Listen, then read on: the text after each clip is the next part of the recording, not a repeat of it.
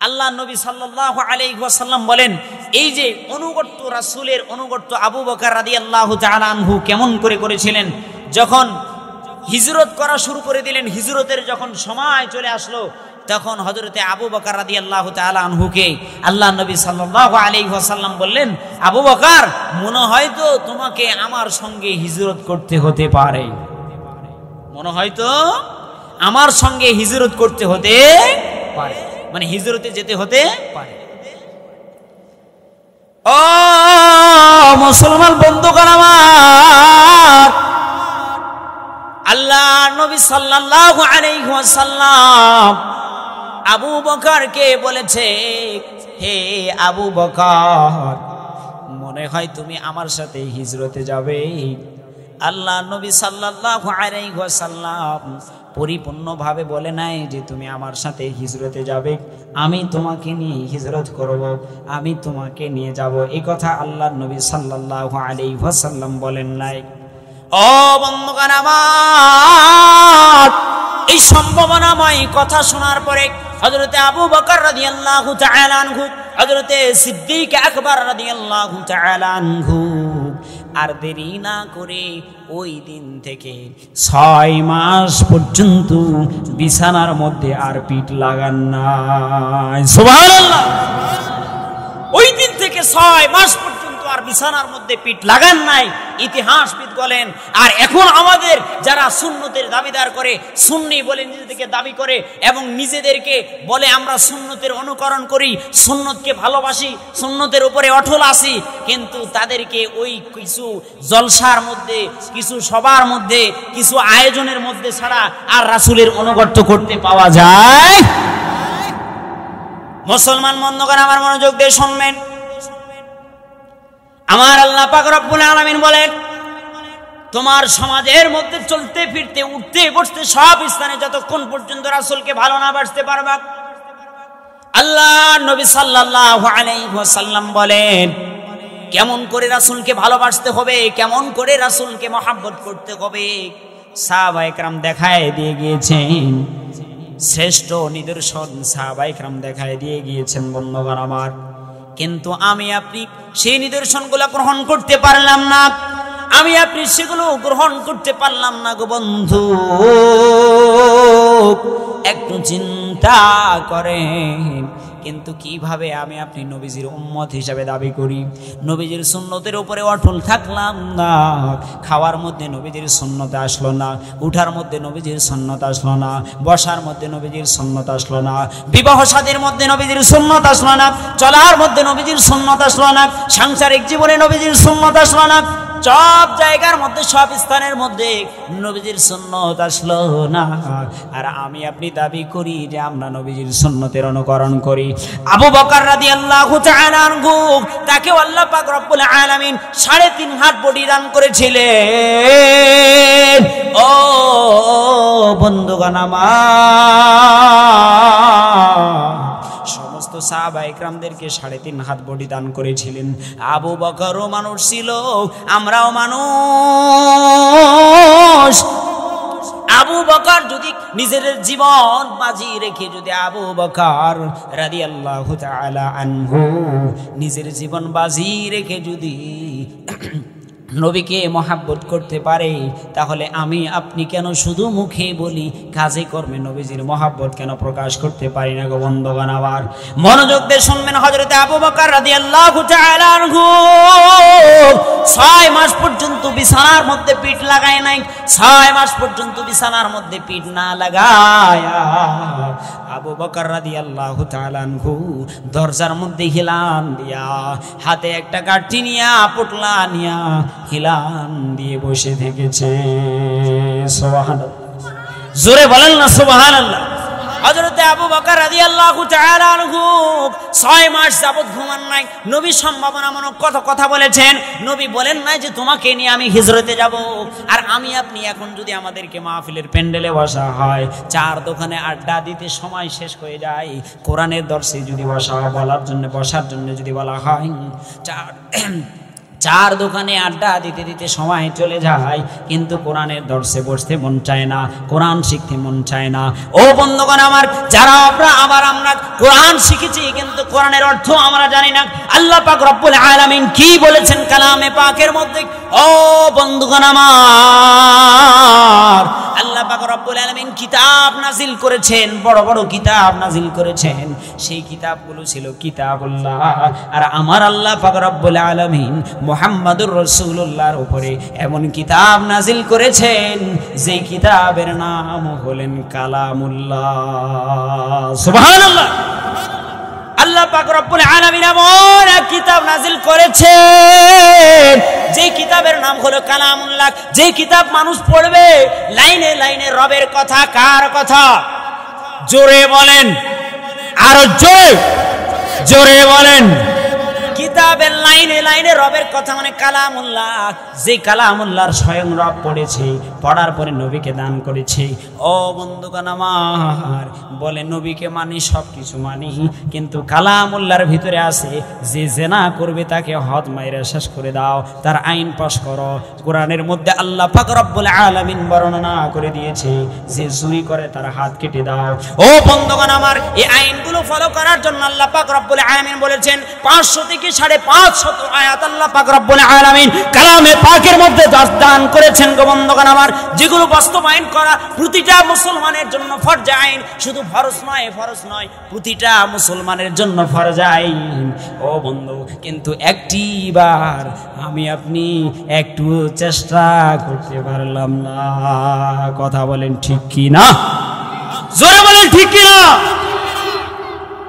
একটিবার আমি আপনি চিন্তা করতে পারলাম না। নামাজ পড়লে হয়ে যাবে, শুধু নামাজেই সবকিছু।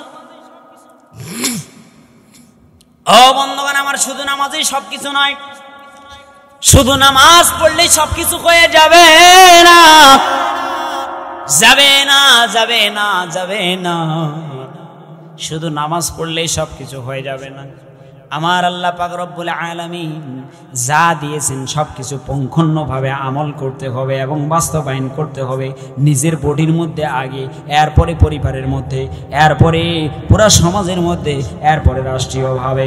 ও বন্ধুগণ আমার, হযরত আবু বকর রাদিয়াল্লাহু তাআলা আনহুকে বলেছেন, হে আবু বকর, 6 মাস যাবত আবু বকর রাদিয়াল্লাহু তাআলা আনহু বিছানার সাথে পিঠ লাগান না।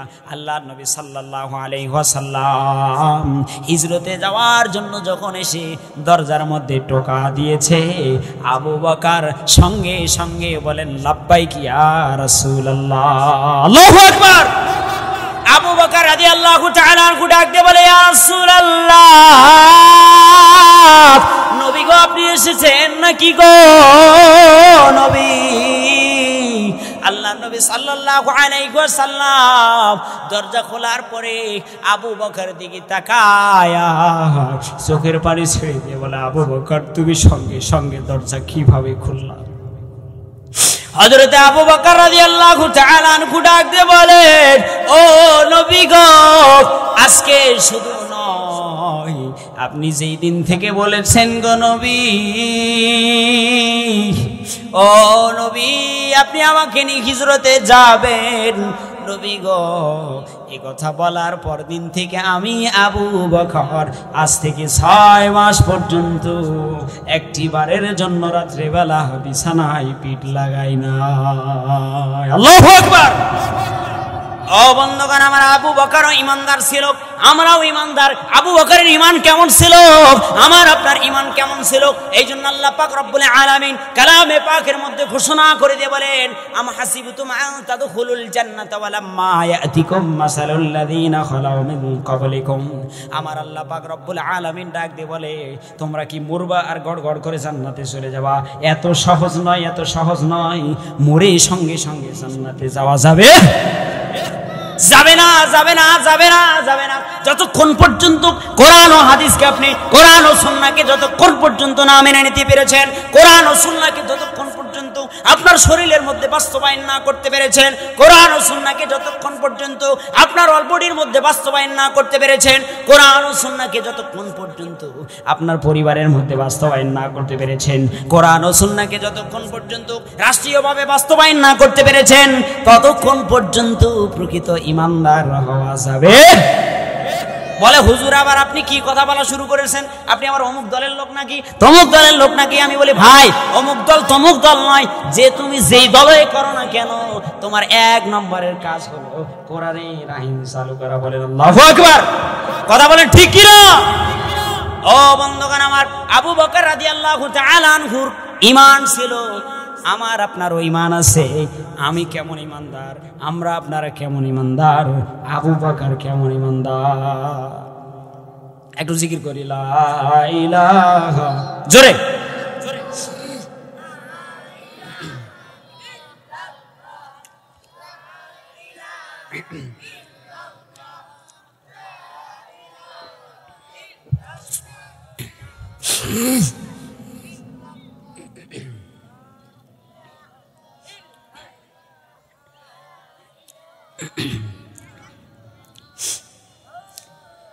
লা ইলাহা ইল্লাল্লাহ, লা ইলাহা ইল্লাল্লাহ, লা ইলাহা ইল্লাল্লাহ।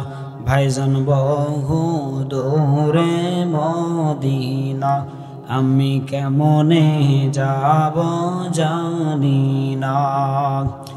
দয়া কর দয়ার আল্লাহ, দয়া কর দয়ার আল্লাহ, পুরা মনের বাসনা। লা ইলাহা ইল্লাল্লাহ, জোরে লা ইলাহা ইল্লাল্লাহ।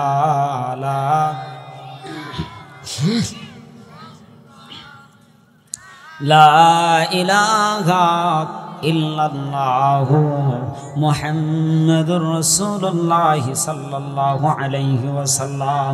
আবু বকর রাদিয়াল্লাহু তাআলা আনহু ডাক দিয়ে বলেন, হে আল্লাহর নবী, 6 মাস যাবত আমি বিছানার মধ্যে পিঠ লাগাই নাই, আমি না লাগাই আপনার জন্য দাঁড়িয়ে দাঁড়িয়ে থেকেছি গো নবী। ও নবী, আমি আপনার জন্য দাঁড়িয়ে থেকেছি গো নবী। আবু বকর রাদিয়াল্লাহু তাআলা আনহু বলেন, নবী চোখের পানি ছড়াই দিয়ে আবু বকরকে জড়ায় নিয়ে বলে, চলো আবু বকর যেতে হবে, চলো চলো আবু বকর যেতে হবে। ও বন্ধুগণ আমার, আবু বকর রাদিয়াল্লাহু তাআলা আনহুকে নিয়ে চলা শুরু করে দিলেন, চলা শুরু করে দিলেন। চলতে চলতে কি মর্মান্তিক অবস্থা বন্ধুগণ আমার, আবু বকর রাদিয়াল্লাহু তাআলা আনহু যাচ্ছেন। আবু বকর রাদিয়াল্লাহু তাআলা আনহু, ইতিহাসের কিতাবের মধ্যে আসছে, আবু বকর রাদিয়াল্লাহু তাআলা আনহু যেতে যেতে একবার দৌড়ায় ডান দিকে আসে, আরেকবার বাম দিকে আসে, আরেকবার দৌড়ায় সামনের দিকে যায়, আরেকবার দৌড়ায় পিছন দিকে আসে। ও বন্ধুগণ আমার, হযরত আবু বকর রাদিয়াল্লাহু তাআলা আনহু একবার ডান দিকে যায়, আরেকবার বাম দিকে যায়, একবার সামনের দিকে যায়, আরেকবার পিছনের দিকে যায়। আল্লাহর নবী সাল্লাল্লাহু আলাইহি ওয়াসাল্লাম ডাক দিয়ে বলেন, ও আবু বকর এভাবে কেন করেন গো? আবু বকর রাদিয়াল্লাহু তাআলা আনহু ডাক দিয়ে বলেন, ও গো নবী, পুরা এলাকার মধ্যে কাফেরারা তীর বল্লম নিয়ে আছে, না জানি ডান দিক থেকে আপনার গায়ে এসে তীর মেরে আপনাকে তারা আঘাত করবে গো নবী, এই জন্য দৌড় মেরে ডান দিকে আসি গো নবী। না জানি বাম দিক থেকে এসে আপনার গায়ে আঘাত করে তীর মেরে আপনাকে আঘাত করবে গো নবী, না জানি পিছন দিক থেকে কোনো তীর এসে আপনার গায়ে লেগে যায়, না জানি সামনের দিক থেকে কোনো তীর এসে আপনার গায়ে লেগে যায়। নবী গো, যদি কোনো দিক থেকে তীর এসে লেগে যায়, আমি আবু বকর থাকতে যদি আপনার গায়ে তীর লেগে আপনি যদি আহত হয়ে যান, আমি তো সহ্য করতে পারবো না। এই জন্য আমি আবু বকর একবার সামনের দিকে যাই, আরেকবার পিছনের দিকে যাই, একবার ডান দিকে যাই, আরেকবার বাম দিকে যাই। ও বন্ধুগণ আমার, আবু বকর রাদিয়াল্লাহু তাআলা আনহু যাওয়ার পরে যেতে যেতে পাহাড়ের কাছাকাছি যখন গিয়েছেন, যাওয়ার পরে অনেক বড় পাহাড়, হেরা গুহার মধ্যে উঠবেন, যাবেন পাহাড়ের উপরে, অনেক বড় পাহাড়ের কাছে যাওয়ার পরে আবু বকর রাদিয়াল্লাহু তাআলা আনহু আল্লাহ নবী সাল্লাল্লাহু আলাইহি ওয়াসাল্লামকে ডাক দিয়ে বলেন, হে নবী, ইয়া রাসূলুল্লাহ, নবী গো, আপনি এই পাহাড়ের মধ্যে উঠতে পারবেন না, আপনি উঠলে অসুস্থ হয়ে যাবেন। আমি আবু বকর থাকতে আপনাকে আমি হেঁটে হেঁটে পাহাড়ের মধ্যে উঠতে দিব না। চিল্লায় বলেন আল্লাহু আকবার, আরো জোরে বলেন আল্লাহু আকবার। আবু বকর রাদিয়াল্লাহু তাআলা আনহু ডাক দিয়ে বলেন, নবী গো, আমি আবু বকর বেঁচে থাকতে আমি আপনাকে এই পাহাড়ের মধ্যে উঠতে দিব না কষ্ট করে গো নবী। আমি আবু বকর সওয়ারি হয়ে গেলাম, নবী গো আপনি আমার কাঁধের মধ্যে ওঠেন। চিল্লায় বলেন সুবহানাল্লাহ। নবী গো আপনি আমার কাঁধের মধ্যে ওঠেন, আমি আবু বকর আপনাকে আমার কাঁধে ভর করায়া পুরা পাহাড়ের মধ্যে উঠে যাব। চিল্লায় বলেন সুবহানাল্লাহ। হযরত আবু বকর রাদিয়াল্লাহু তাআলা আনহু কাঁধের মধ্যে ভর করায়া আবু বকর রাদিয়াল্লাহু তাআলা আনহু নবীজিকে এই এত বড় পাহাড়ের মধ্যে হেরা গুহার মধ্যে উঠে গেলেন গো বন্ধু। যে পাহাড়ের মধ্যে যদি একটা কবুতর পাহাড়ের চূড়ার মধ্যে যদি বসে থাকে, নিচ থেকে ওই কবুতরটা, কোনো মানুষ যদি পাহাড়ের চূড়ার উপরে বসে থাকে, নিচ থেকে ওই মানুষটাকে কবুতরের মতো লাগে। আল্লাহু আকবার। যদি কোনো পাখি, কোনো মানুষ যদি পাহাড়ের চূড়ার উপরে ওঠে, তাহলে নিচ থেকে ওই মানুষটাকে কবুতরের মতো মনে হয়। কার মতো মনে হয়? কবুতরের মতো মনে হয় মানুষটাকে।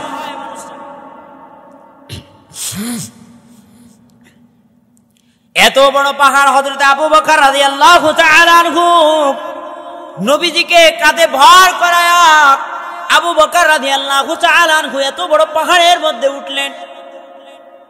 ও বন্ধুগণ আমার, হাজিরা সে পাহাড়ে গিয়ে উঠতে গিয়ে হাঁপায়ে যায় গো বন্ধু। আবু বকর নবীকে কেমন ভালোবাসেন, নবীর প্রতি কেমন মায়া, কেমন ভালোবাসা।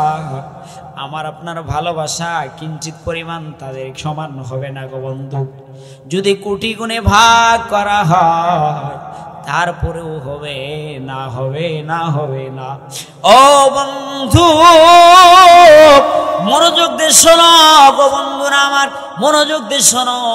আবু বকর নবীকে ভালোবাসতেন, আমি আপনি নবীকে ভালোবাসার দাবিদার আমরা করি।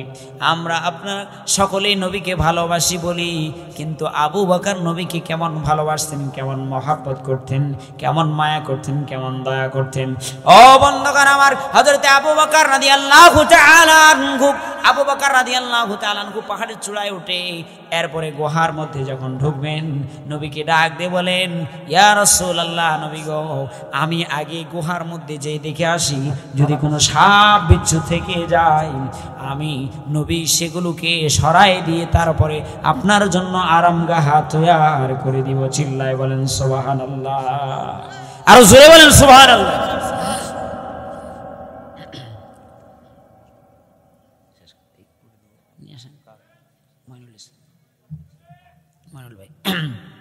একটা তাকবীর দেন, লিল্লাহি তাকবীর, একটু জোরে লিল্লাহি তাকবীর।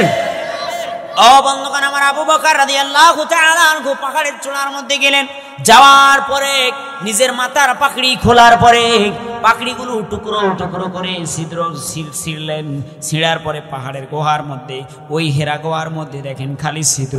সব ছিদ্রগুলো আবু বকর রাদিয়াল্লাহু তাআলা আনহু বন্ধ করলেন। সুবহানাল্লাহ।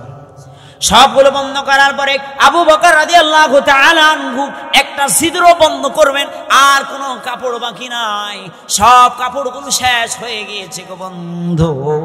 হযরতে আবু বকর রাদিয়াল্লাহু তাআলা আনহু নিজের পায়ের বুড়া আঙ্গুল দিয়ে ওই ছিদ্রটা চেপে ধরেছেন। বলেন সুবহানাল্লাহ। এরপরে আল্লাহ নবী সাল্লাল্লাহু আলাইহি ওয়াসাল্লামকে ডাক দিয়ে বলেন, নবী গো, এবার আপনি আসেন, আপনার জন্য আমরা আরামগাহ তৈরি করেছি, আমি আপনার জন্য আরামগাহ তৈরি করেছি। আল্লাহর নবী আসলেন, আসার পরে আবু বকরের রানে মাথা দিয়ে ঘুমিয়ে পড়লেন। কিছুক্ষণ পর আবু বকর রাদিয়াল্লাহু তাআলা আনহু যে আঙ্গুলটা দিয়ে এই গুহার ওই ছিদ্রটা চেপে ধরেছিল বন্ধু, একটা সাপ, বিষধর একটা সাপ সেই পার মধ্যে দংশন করেছে, কামড় দিয়েছে। দেওয়ার পরে আবু বকরের পুরা শরীর বিষে জর্জরিত হয়ে গিয়েছে। আবু বকর নড়েও না, চড়েও না।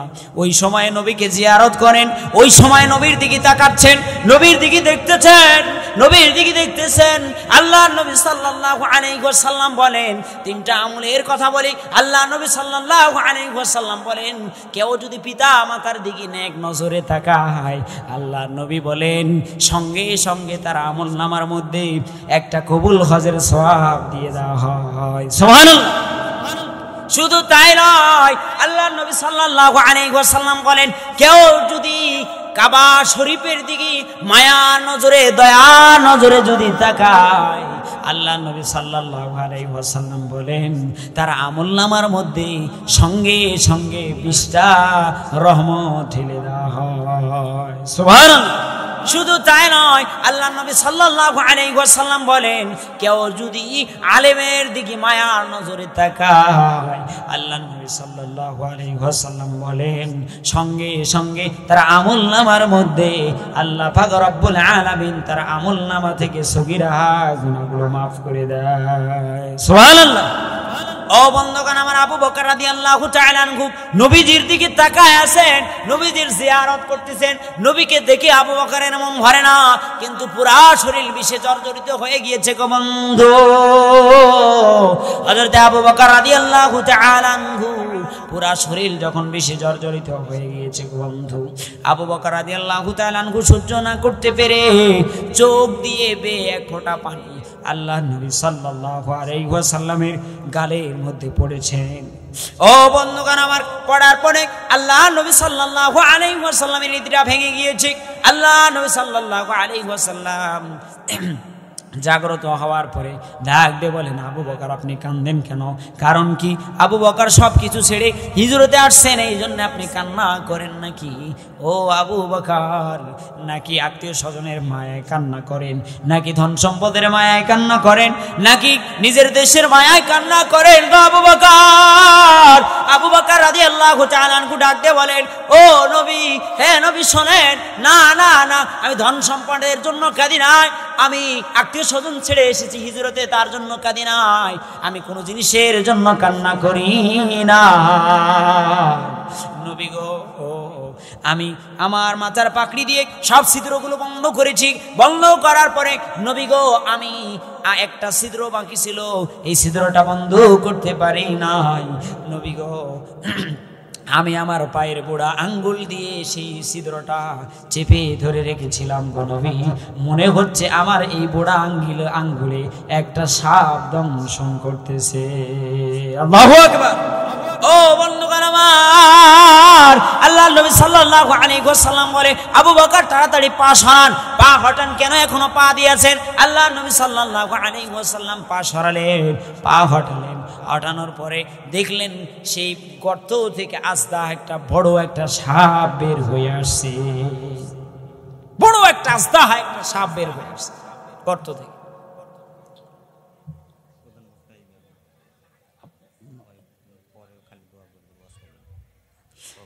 আস্তে একটা সাপ বের হয়ে আসছে।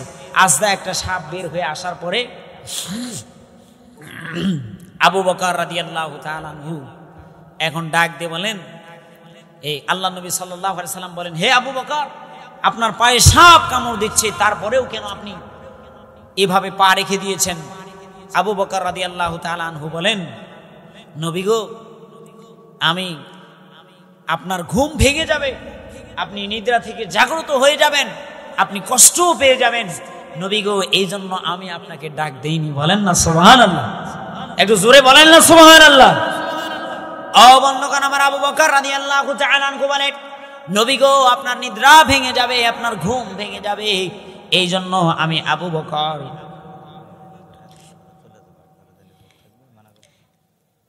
এই তোমরা কোন আছো? বসো বসো বসো বসো।